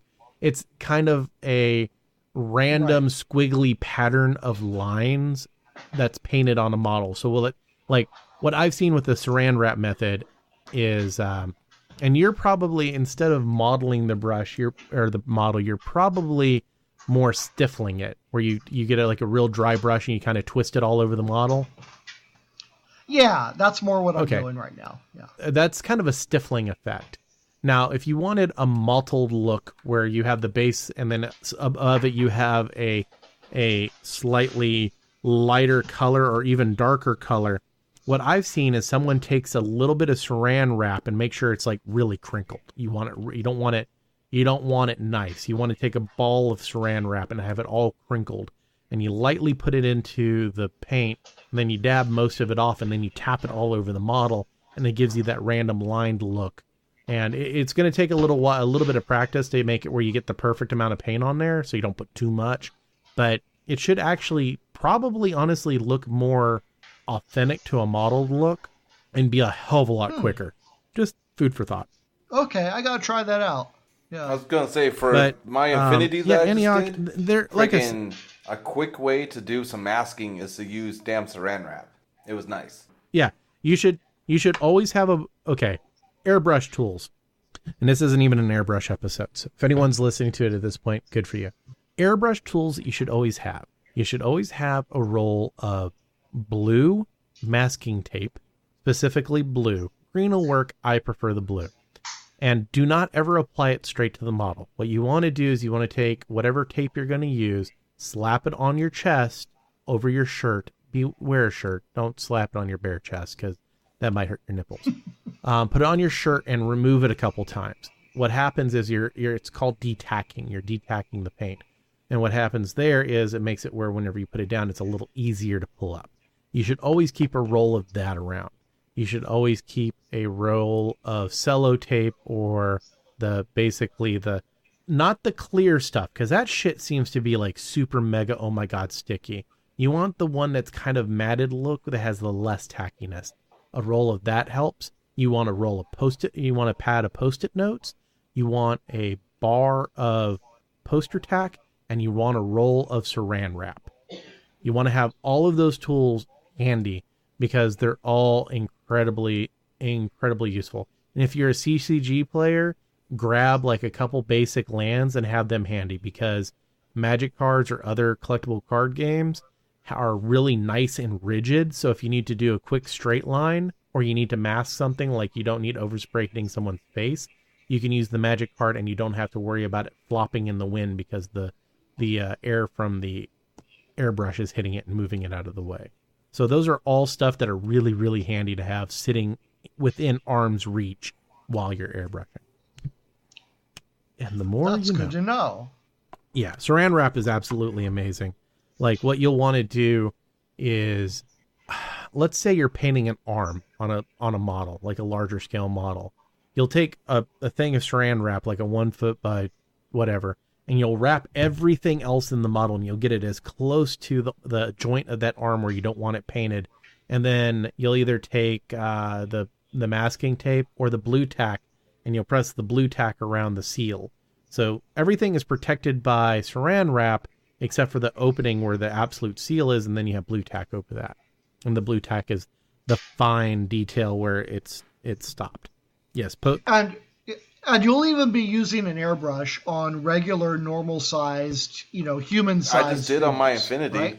Yeah. Well, I've been airbrushing as long as you've been painting. Like you said, I started in 2000. I started airbrushing in 2001. So I'm not a master, and I can name a good half dozen folks that I interact with daily that airbrush better than I. Well, they have certain techniques that they do better than I. I'd like to say that my 2-color blending is pretty much, it's difficult to beat, but right. And I do a lot of detail. I'll do pretty much I can go down to almost everything except for the eyeballs. And even then, depending on the model, I can at least usually do the whites of the eyes with an airbrush. Now, one thing I have learned, and this may be considered cheating, well, airbrush itself is considered cheating. I have stopped using acrylic paints through an airbrush for fine detail. They're great for like going through the 105 and laying down base coats, but I own almost probably half of the line of Romney and Dollar F&W inks, which are acrylic, so they mix with our paints just fine. But they're super, super, super holy shit thin. It's almost like running water through an airbrush. They're that thin, but they're also incredibly vibrant and pigmented. So they go through an airbrush super easy, and that's what I use for almost everything if it's fine detail, because trying to run standard hobby acrylic paint, or even stuff like if I have to, I have Kratex paints, but even then through the Infinity, they can have issues. So I use a lot of inks through an airbrush nowadays. So I got the whole set of Miniature, and so you don't seem to be using Miniature brush paint anymore, huh? I've never used them. Oh, okay. Apparently, I am not liked by Badger for some reason. I don't know. Because everybody else and their mother will be contacted by Ken. I never am for anything, so I just kind of shrug. I've stopped trying to play friendly. So I have some of the Minotaurs. Okay. Honestly, I haven't really used them all that much because I have so many friggin' Vallejos and P3s that I don't really generally use them. I should, because I have them. I will swear by their primer though. The Stalin Res is amazing.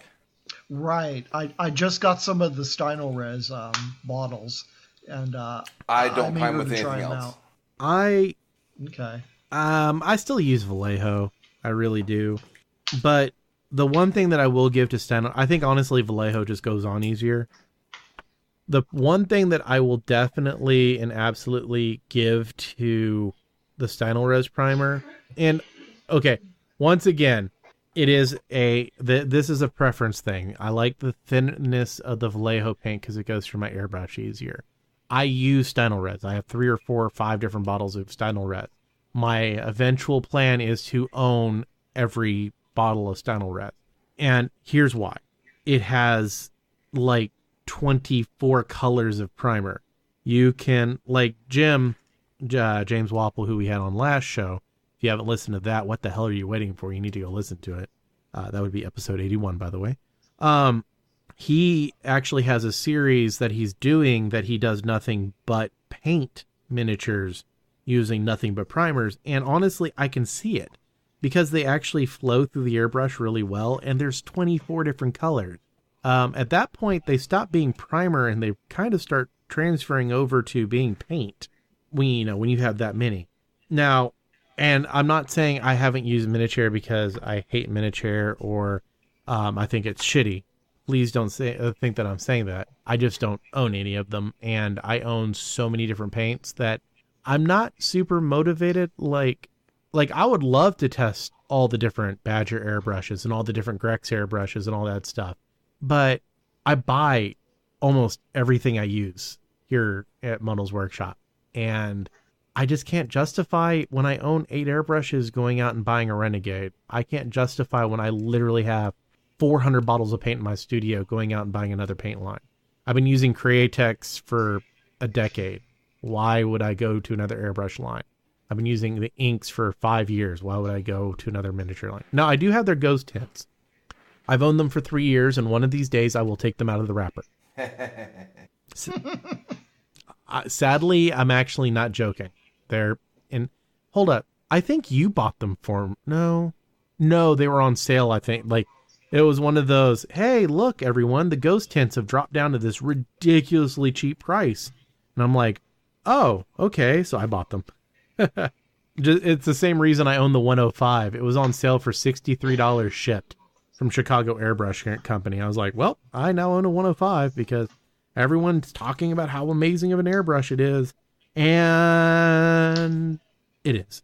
I'm not even going to lie. It absolutely is. Like I said, it's a great workhorse airbrush. But yeah, I don't know what I've done. Maybe it's the fact that I said something mean about the Extreme. Fuck. The fact that I won't be a partner and I give honest assessments. If I think something's dumb, I say it's dumb. That's the only thing I can think of. Yeah, that might just be enough. So guys, hey, do you want to know anything about KublaCon? Yeah. Well, I mean, we're only an hour and a half in. Are you trying to rush us? Yeah, thank you for bringing us back on topic. We'd been fucking sitting here going, hey, airbrush. Badger. Right. No. In all honesty, I've not used a Badger that I've disliked. In closing, I wish I could say that about other brands' airbrushes, but there's a few things that technically I don't like about Badger, but in all honesty, if you have a tool that's a precision tool, you're going to have to baby it and really know what you're doing with it and be very, very precise. While if you have this industrial tool that is not as precise, not as clean, not as pretty, but pretty much anyone can pick it up and use it and do pretty damn good with it. That's what Badger is. Badger's that industrial tool. It's not as clean and polished and pretty as some airbrushes. It has its flaws, but it's really user-friendly. And I think that's one reason a lot of people like it. It's very user-friendly. And it is. They're very user-friendly. But getting back to why we brought Rand on the show. So KublaCon, okay, you said you've been doing that since 2005, correct? Yes. 2005 is when I took over the miniature painting events. So how did that happen? Were you going there and they're like, hey, we don't have someone running this now? Well, yeah, remember I mentioned how I got started in the miniatures by meeting people that were playing at Scenario Games over here in Fremont, and it turns out that a lot of those people were staff at KublaCon, and so they kind of brought me into the KublaCon family, and they had a very small miniature painting competition. And they were trying to, they're trying to grow it, and they brought in a Golden Demon painter who lives in the area in Oakland. In fact, he's one of the owners of Endgame Oakland. And he took over the miniature painting in 2004. And after the event, he ran from the building screaming. It was just... It was a lot of work to do, and I can kind of understand that he just didn't want to have to do that. So they're trying to find someone to take it over, and my name came up. So they asked me to run miniature painting competition, and so I did. And around the time I was starting to notice what some of the other competitions were doing. And within a couple years, I turned it into an open judging system instead of the podium system. And Right. so, yeah, around that time, the first ones to do that were me and Genghis Khan, and then Reaper Khan. All kind of adopted the open judging that was kind of popular in Europe. But out here, people were still kind of going by the GW system, which is, have all of these categories and, a top 1, 2, and 3. And those are the ones who get, the gold, silver, and bronze. So I wanted something that would be a little bit more friendly for people, that they didn't feel like they were being pushed out by just the best painters getting the trophies. So the open system is a merit-based competition where if you are painting to a certain standard or level, that's what you win. So if you're painting gold, you will get a gold trophy. Right. And I got it separated into, there's a kids class, there's the standard open class, and then there's the master class. And so I got different trophies for all of the different levels. So the master class gets a big resin Kubla bust as the trophy. The open class gets a Kubla medallion and made out of resin. And so if they want to, I allow people to just, compete at whatever level they're comfortable at. So if you start getting good enough and you want to enter the master class, you're perfectly, that's now, with what the you judging can do. of those, like, what's the main difference between going from open to master? It's the judging. There's a panel of judges, and I have them all do it on a scale of 1 to 10. Now, basically, it's just a much more stricter level of judging for the master class. It's all of the details and everything has to be there at the higher level than at the open class, and that's basically it. I was just curious. So the open class, it's kind of more for everyone, and the master class is just really, really strictly judged. So not everyone who enters in a master class is even going to get anything. So, but we do have some really good painters out here in the Bay Area, and like lately, like David Diamondstone, he's been winning a lot. When I first started, we had some the competitors were like Laszlo Jakosovsky, Derek, what's his last name? Derek, not Carmichael, Derek. He's a sculptor and a painter for Reaper. And I am so bad at names. I am so sorry. That's the one thing. If you ask me what people's names are, I will go blank. But I'm the same way. I can like literally describe every detail about a person down to like what their mom was wearing on the day they were born. But you're like, well, what's their name? I'm like, oh, I don't know. No, it's just that sad thing is I know their names. It's just I go blank when I need to have that. Yeah. So. No, like so, I absolutely just don't remember their names. Period. I am horrible with names. Right. So KublaCon is Memorial Day weekend, and this year it's at May 25 through 28. It's at the Hyatt Regency at the San Francisco Airport in Burlingame. And so we got 4 days, and we take over the entire hotel for 4 days. And we just expanded into the neighboring hotel. So the Crowne Plaza is kind of our overflow for the convention. So we've been getting over 3,000 people the past few years. And so as it's been growing, we kind of been kind of outgrowing just the Hyatt Regency. That's awesome. That's always a problem. That's always a good problem to have, though. You don't want to be shrinking your space, but at the same time, I do understand. Ross actually recently had to upgrade his space a couple months ago, a week ago, something like that. Right. and he runs another. No, is he still working in? Is he in a hotel? No, I think he's actually in. I think he's in a convention center now. Oh, okay. That's thing the owner of KublaCon doesn't want to do. Our owner is Japshi Khalsa, and he really does not want to go to a convention center. Everybody likes the Hyatt Regency so much that it just provides a much more comfortable atmosphere there. So he's doing what he can to stay there. Yeah, eventually it might just come down to the fact that he has to move, though. Maybe it might, yeah. It may just come down to a point where he just doesn't have an option. You know, if you grow to like 5,000 people, and the hotel just cannot handle that many people, then well, sorry, you got to move. Right. That or you start turning people away, and that's not a good idea. Right. Yeah. Yeah. That's awesome. I didn't know you guys got that many. Oh, so what is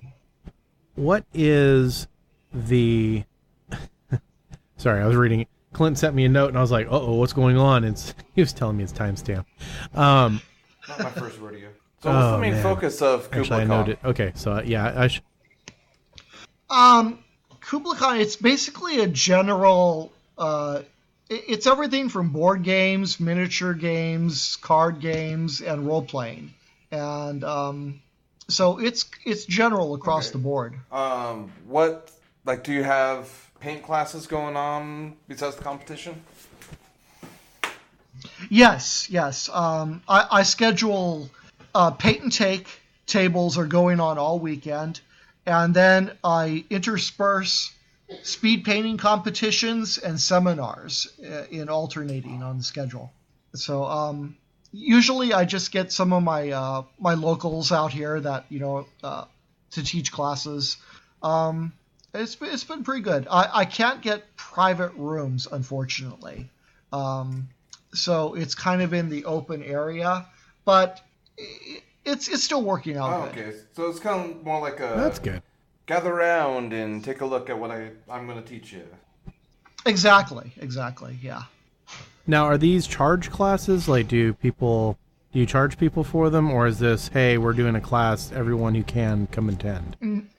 No, they're not charged. Oh wow, really? Our owner, yes. Our owner wants everything to be included with the entry price. So unfortunately, I can't have any instructors that get paid for it. So that's why I just value my people so much, is that because they're doing it by volunteering, and so. Now, for I really appreciate that. For the people who are thinking about running painting competitions in the future, I will honestly offer this bit of advice. I honestly, I can't agree with that. I really don't. I honestly believe that if a person's coming out and spending, because the problem is, even if it's only a 2-hour class, there's 10 hours worth of preparation, contacting sponsors and everything else to get supplies, or coming out of pocket, and that's why you sell classes. And it's also, honestly, it gets higher class of painters to come out there, because, okay, I know people who are local to you guys, but I don't think they're going to do a free class.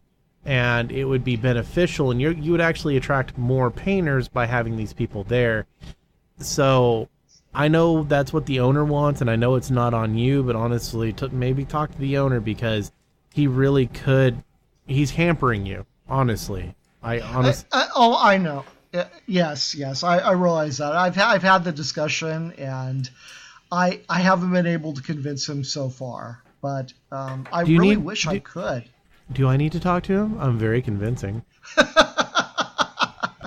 Yeah. No, I wish I could do that. And I know the good painters deserve to be paid for the classes, but I can't do that at so far. Damn it, we'll work on him then. Okay. We'll work on him, man. We'll work on him.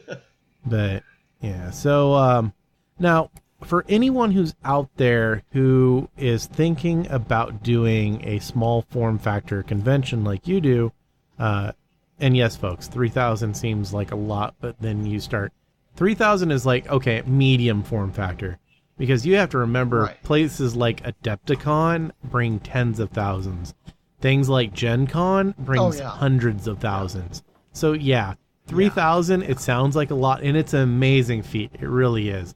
But in the grand scheme of things, when you've got Origins, Gen Con, Game Day, Adepticon, Dragon Con, it's still small. And I don't mean it as an insult. It's just, and honestly, sometimes the smaller conventions are better because you do have that homey family feel versus the, hey, everyone is being shoved down everybody else's throat, because why not? Right. So I just wanted to make sure everyone understands that I'm not being negative when I say a smaller factor or smaller form factor. It's just the way of things. Yeah, I think all of the sizes of cons, they have their, their advantages and disadvantages. And that's, KublaCon is, it's one of the smaller mid-range cons. But it does have that, when people come out here, they enjoy it a lot. Everybody says it's one of the best run cons around. But, it doesn't have the resources that, like Gen Con does. But they all got their place. That they do. Right. And exactly. Yeah.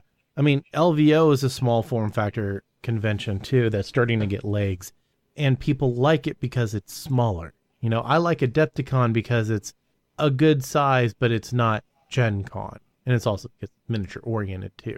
So right. Here's my question for you, for the audience that's out there. What advice would you give to a person who is thinking about being Wayne back in 2005 when he's about ready to jump headfirst into running a painting competition? Is if you could talk to Wayne of 05 and go, "Hey dude, I have 5 minutes to talk to you. This is what I need to tell you." What would you tell yourself? Oh boy, I'd say it's preparation. You have to spend months in advance preparing for the event. You have to get in touch with, all of the sponsors. You have to get the schedule down pat. You have to get the seminar instructors. You have to get the volunteers rounded up, to run everything. And it's a lot of work. So I'd say give yourself that commitment to spend months working on the getting the event organized. You have like 4 minutes and 30 seconds to still talk to 05 Wayne. Oh. What else is there? Now, you have 15 years of knowledge to pass on to young Wayne. Do you tell him not to go down that alleyway? Oh, sometimes I'm tempted to, just hang the hat up. I've been doing this for 13 years now. And, but it's so rewarding though. I mean, when I get people at the paint and take tables from all ages that come there and they just have so much fun, they get a free miniature, they get to paint. Sometimes it's about their only time of the year they are ever painting a miniature.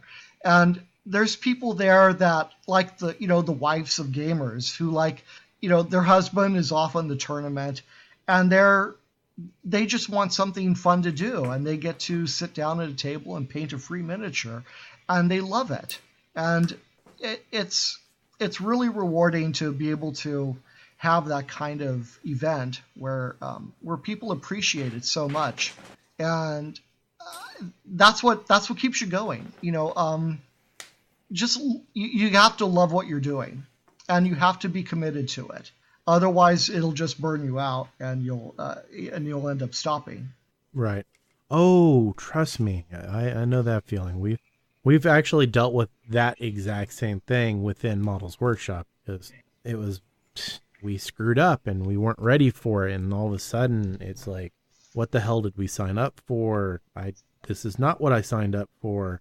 And it's the same thing even here. You're not ready for it, and then all of a sudden it's like, hey, by the way, hi.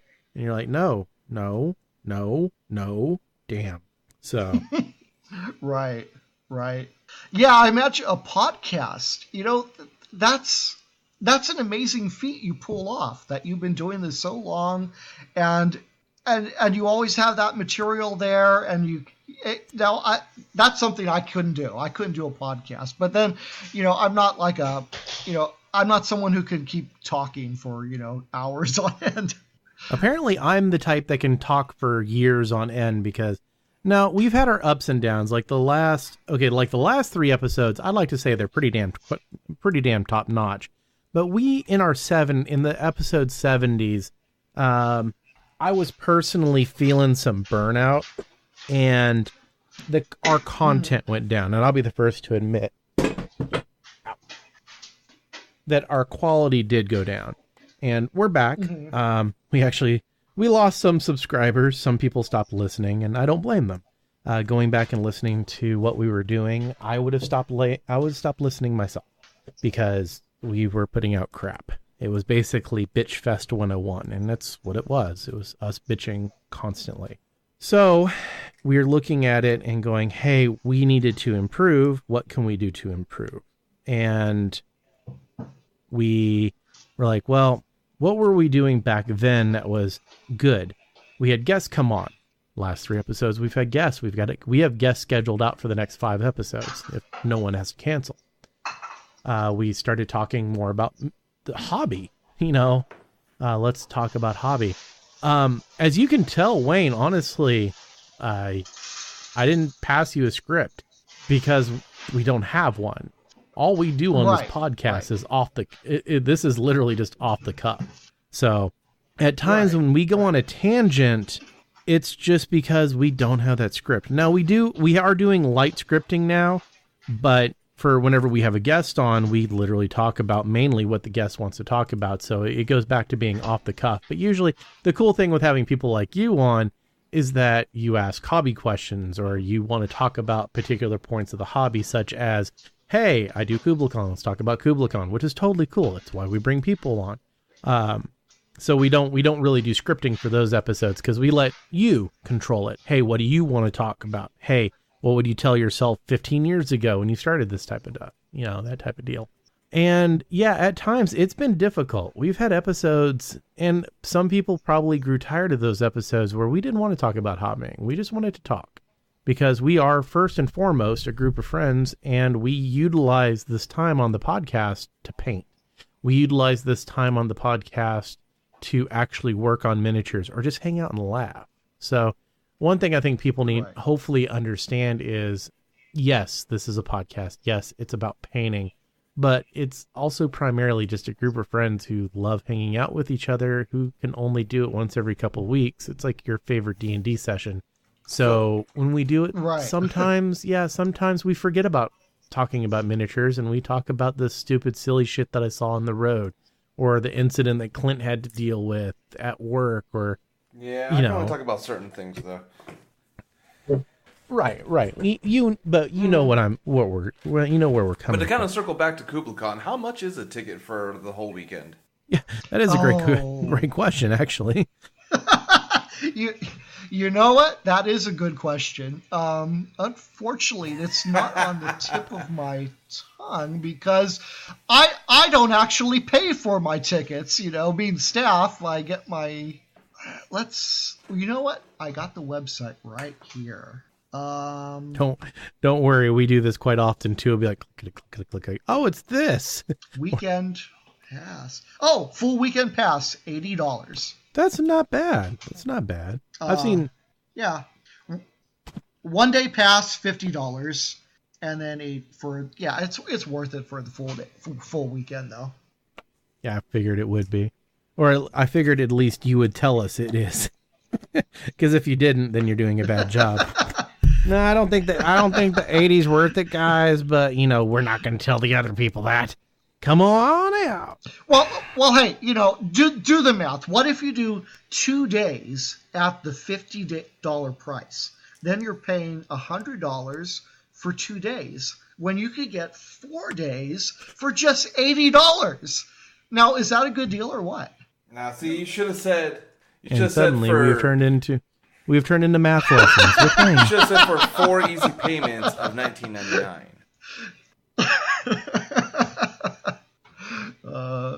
And all this can be yours for 5 simple payments. Yes. So I kind of like give a shout out to some of my sponsors too. Reaper Miniatures, they're good sponsors. There is a company that's local in Oakland called Zombie Smith. Oh, I know them. And they make a great little, skirmish games. Yeah. Joshua Qualtori, he runs it. And he's got these little games with these little, like World War I aardvarks. And they're just, it's just really, he calls it grimsicle. They're kind of sad and whimsical at the same time. He's got a game called Shield Bash, and that's a lot of fun. Also, we got a new game out now from Northern California. Sean Sutter came up with a game called Relic Blade. He's had some successful Kickstarters, and he came to our show last year. And Relic Blade. Spell it, please. And, RELIC. That's what I thought. I've heard of that Kickstarter. I've heard of that game, actually. Yeah. He's got a booth. He had a booth, really nice booth at KublaCon last year, and I was talking to him. He's a really nice guy, and he's going to be one of our sponsors this year. Nice. I think we picked up not last LVO, but the year before that. I think we picked up some Zombie Smith miniatures because they look pretty fun. Yes. Zombie Smith was there at the last LVO. Yeah, I remember them. I don't think I've painted their models yet, but that's okay because I haven't painted a bunch of models. Big surprise there, Clint. Big surprise that you haven't got around to painting some more models that you've picked up. You're almost as bad. Actually, you guys may be worse than I am now. That's saying something. Should we compare our stack of unpainted We don't have enough time. Let's flop it out. Let's flop it out on the damn table. No. Yeah, no, we really honestly don't, because I know both. I need a bigger table. You're definitely going to need a bigger table. It's huge.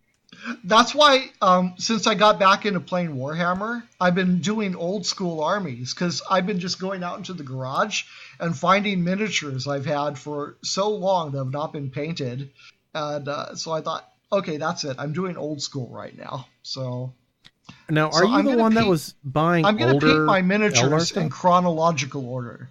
Yes, yeah. Are you missing anything? I have a lot of secondhand stuff still. Ooh, maybe. Like, I was noticing some of my aspects are like short, like a couple of models. Like, we might be able to. Do you have any? Yeah, like I need some early Banshees. Yeah. Oh, I've definitely got early Banshees. Ah, very good. Excellent. We will talk later. Excellent, dude. Now, you saw my Falcons, right? I believe so. You can pop me a picture. I got the armor cast Falcons.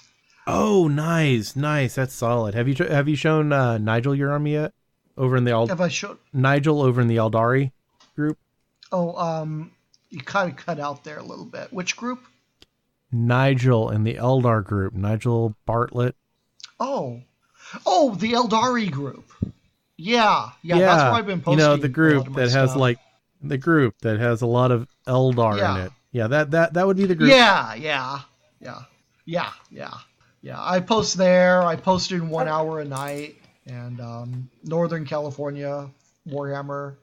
I should do more than 1 hour a night. I'm a part of them, but I don't post a whole lot. Yeah. But I had like 2 Eldar Falcons. One was the armor cast, which is a pretty good model, and one was the Epicast, which is horrible. Oh my God, that was it was just, I can't believe GW gave a license to Epicast to make those pieces of crap. It looks so amateurish that like somebody, like a kid, carved out a copy of the Armorcast one out of styrofoam. It was just so bad. But yeah, I wanted to use it anyway, so I converted it into a fire prism using the old metal fire prism bits. Mm-hmm. And then I had to actually sculpt on some of the details that were cut off by the molding process they used. It's like the back engine circles. The bottom edge of the rims were cut off because they just weren't there. So yeah, so I actually sculpted the bottom of the engines, just to make it look like it was somewhat complete. But I'm still happy with it. I needed to make I wanted to make some good use of it. So I thought the conversion was a good way to do it. Right. And totally. I mean, that sounds like definitely a good way to do it. And for anyone who's noticed that I'm not on my game, I woke up at 4 o'clock this morning after 3 hours of sleep for no reason and couldn't get back to bed. So my batteries are slowly starting to dwindle just a little bit. So I'm kind of like drooling on myself over here, like, yeah, I got it. You guys. I know what you mean. I've been working my ass off all week. I've been working in San Francisco, and it's been taking me like 3 hours to get home every night. Yeah. I have driven in that traffic. We used to have a run that would take us from L.A. to it would take us from L.A. up to San Francisco, and holy shit, man, the traffic you would get into is nightmarish. I know. If you've never driven it, folks, you have no idea what traffic is like in LA and in San Francisco. You also don't realize how Monday far... I was sitting for an hour and a half to go 2 blocks. Yep, that's about right. It was ridiculous. The last 2 blocks before getting onto the bridge it just took forever. Yeah, that's when you just say screw driving and you buy a bike and just bike it. I wish I could. I wish. But no, I have to have my whole work van full of all my tools. I carry a shop of woodworking tools with me because, I have to use them for the job. That's just when you have, you hire a partner and you have them chuck everything. Yeah. You drive today. Me not drive. Me gonna ride bike. Bicycle. I want to ride my... And then what? We have, for mass transit out here, we have BART. And did you hear about what happened on BART? A few months ago, a crowd of teenage boys stormed the gates. They went onto the trains and robbed people, and then ran out before police could come. It was like, yeah, there were like at least 60 to 70 kids that all stormed BART at the same time. Blitzkrieg. It's crazy. I hate to tell you, whippersnappers, but that's not how a flash mob is supposed to happen. I know. It was, yeah. Well, is there anything else about KublaCon you'd like to go over? I can't think of anything right off the bat. No. Other than everyone should go and visit? Yes. Yeah, if you haven't come out to the Bay Area for KublaCon, I think it is worth it. It's a very friendly con. It's very relaxed. It doesn't feel like a big convention center event. And to be able to try out all kinds of different board games and tournaments and that, we have that all here. Are you gonna run a Batman and they have tabletop game over there? Ooh, that would be interesting to check out to see if somebody's doing that. I'm 100% sure that the current group that's kind of like into all of this really, really, really want more tournaments. Yeah. So if you build it, they will come. I promise you'll get a lot more people than you think. Yeah. I know there's a big Batman group up in Sacramento, and they just ran a tournament up there. I'm going to check and see if they're running anything at KublaCon. That would be something good to do. Well, I know GT actually was just at that. I'm pretty sure he was. Oh, he was? That was just, I was going to say, it's like... Wasn't it just last weekend? Yeah, it was last weekend. Yeah, he was up there. Yeah.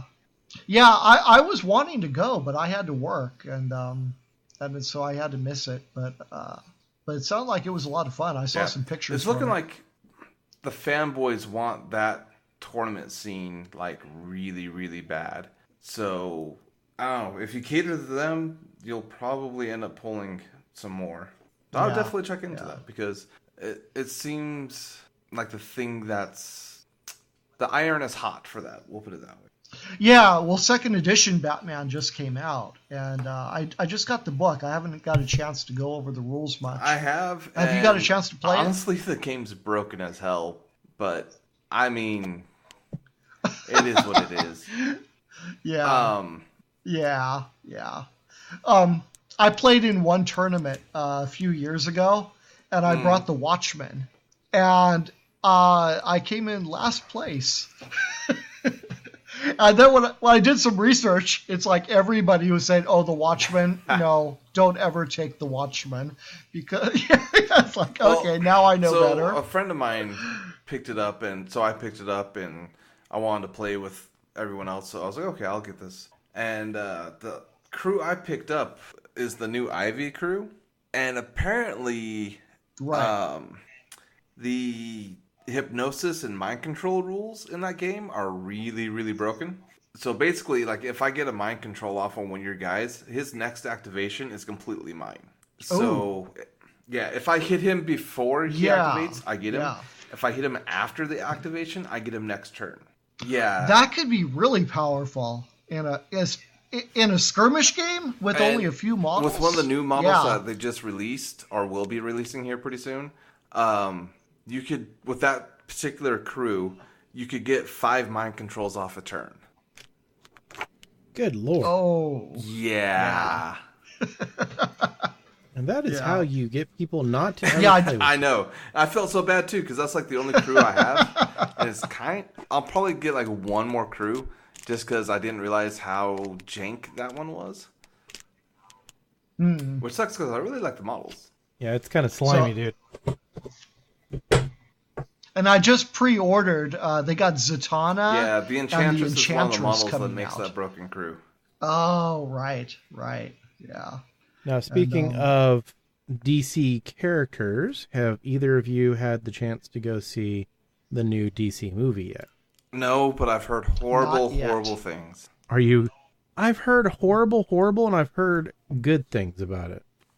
Me too. Yeah.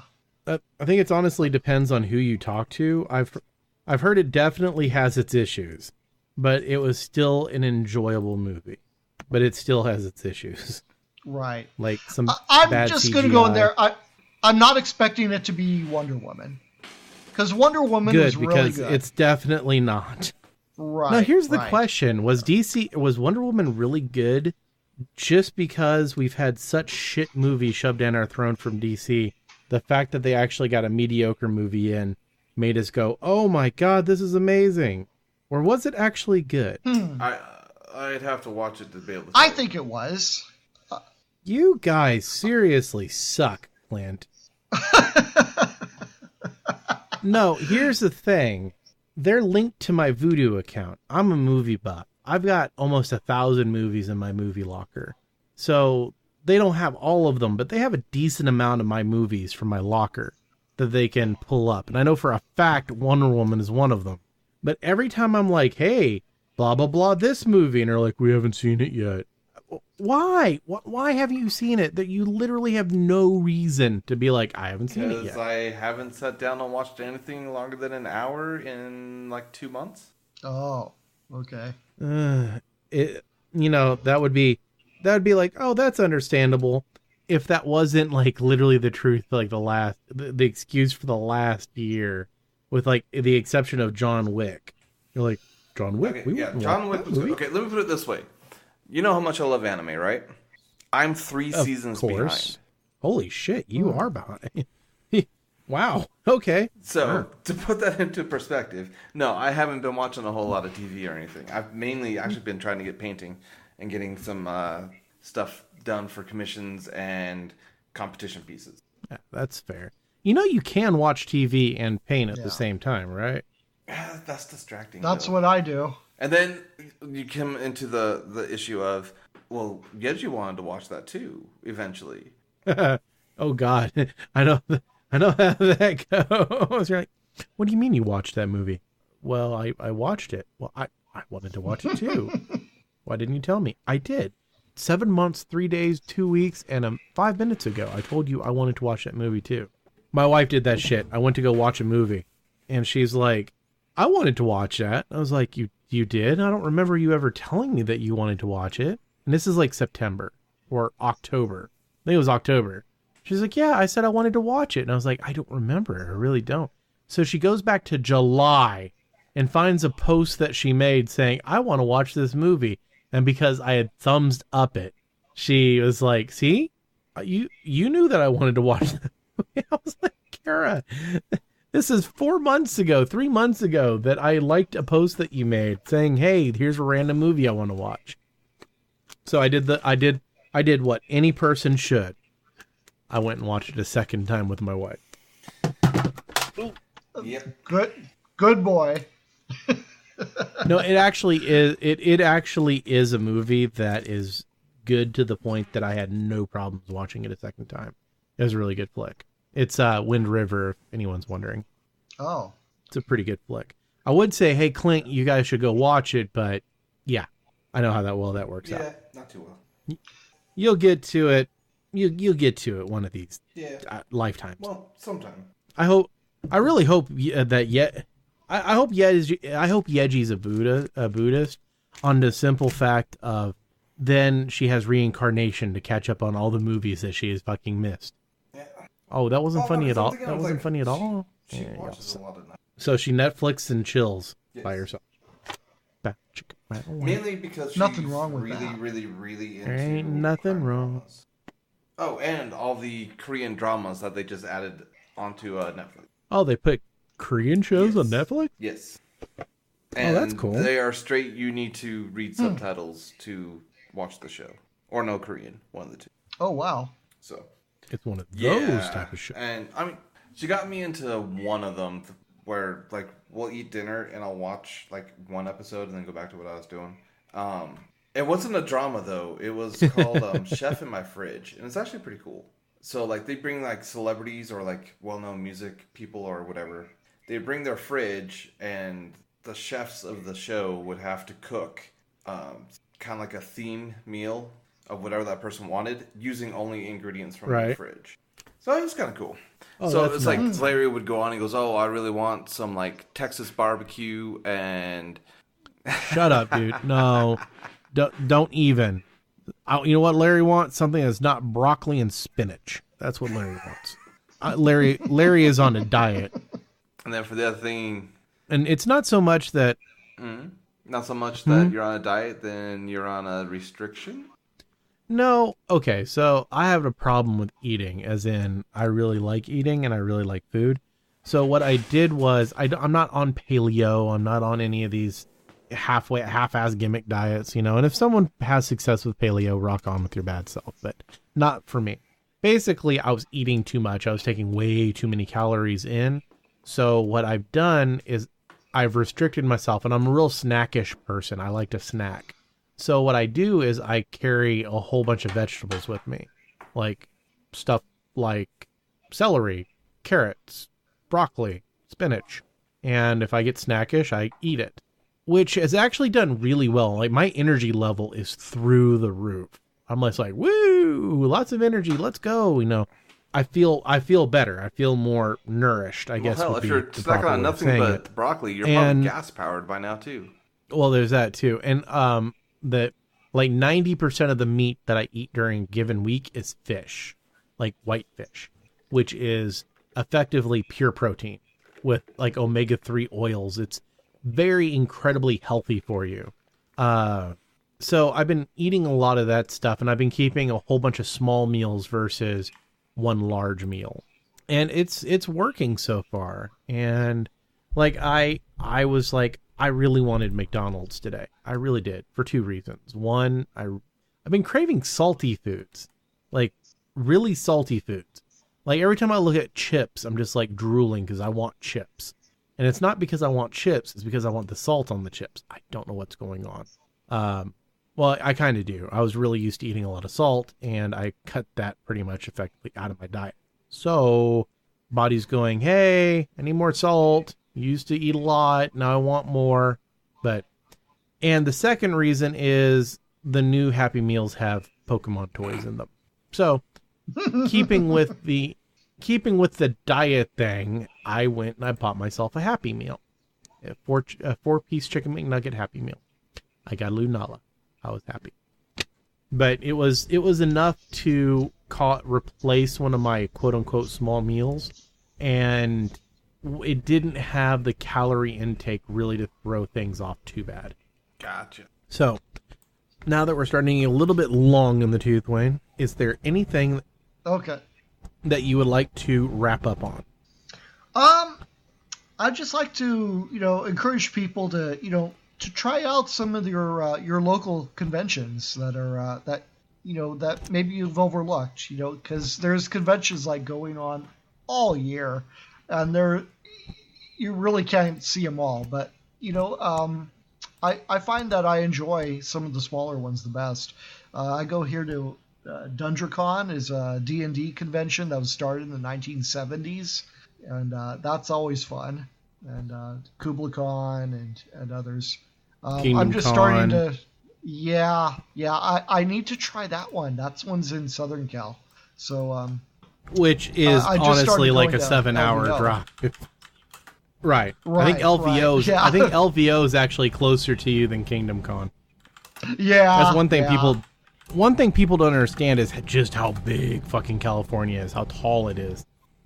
It's a big damn state. Yeah. But if you run a small convention, few hundred, and you've been doing it, at least a few hundred or 1,000 people, and you've been doing it for a few years, give us a call. Give me a buzz. It's modelsworkshoppodcast@gmail.com. Drop me a line, and we will talk about your podcast. Maybe bring you on so you can talk about your podcast. Because we are all about supporting the small conventions, supporting the small folks. Because without the small folks, honestly, the big ones just wouldn't be there, or they wouldn't be as fun. Mega conventions are great, but there's definitely a place in your heart for the small convention. I remember growing up and going to the comic book conventions, where you'd have X number of people and whatnot. But anyways, definitely check them out. Wayne, it was an absolute pleasure having you on the show. Thank you, Clint, for coming in and actually talking whenever I was drooling on myself. Dude, I'm struggling right now. I'm hitting the 20+ hours up, and I can't do that shit anymore. Oh no. I'm not a young chicken anymore. My goose is cooked. But thank you for coming on. We'll definitely have to do this again, especially now that we spent an hour getting your Skype and everything set up. So everything's good now. Yay. Yay. But thanks, folks, for listening and tuning in. If you want to help out the podcast, we do have a Patreon. We do have like a little tips thing that we do have. I'll go ahead and say it for a third time, since 2 apparently wasn't enough for me. But honestly, if you don't have money to give, or you don't want to give money, it's totally understandable. And you want to help out, head over to iTunes or any one of the audio podcast systems that are out there that have a rating system, and drop us a review. Tell people what you think, because that's how people get noticed. Like, hey guys, they're raunchy, but they're funny. And that's the best way you guys can help out. But everyone, before I pass out of my chair, thank you for coming on. Once again, we'll have to do it again. I'm just repeating myself. But bye. Thanks, Larry. Bye, Clint. No, you're supposed to go. Bye. Bye. Yay! Thank you for joining us for another great episode of Models Workshop After Hours, your one-stop podcast for laughs and great painting advice. We come out at least every other week, barring emergencies and holidays, of course, covering a wide variety of hobby topics and basically talking about life in general. When you're not listening to us through your favorite podcatcher, you can find the entire crew hanging out at facebook.com/The Models Workshop. That's all one word smushed together, sharing all the cool things that we find floating around the internet and giving out painting advice. You can also find Larry on Twitter and Instagram at MWAH Podcast, and Yeji and Clint at the same at Snickernack, which is NICKERNACK. If you like what we do, please make sure to drop a quick review on iTunes, Stitcher, Google Play, or whatever service you listen to us on. This helps us out greatly and gets the word of the After Hours out to everyone. Models Workshop is done out of pocket. We have no advertisers because we like to be able to be completely truthful with you. If you want to make a donation to help us out, you can at paypal.me/Models Workshop, or you can do a monthly service at patreon.com/Models Workshop. Once again, thank you for listening. Until next time, grab those brushes, paints, and get to painting.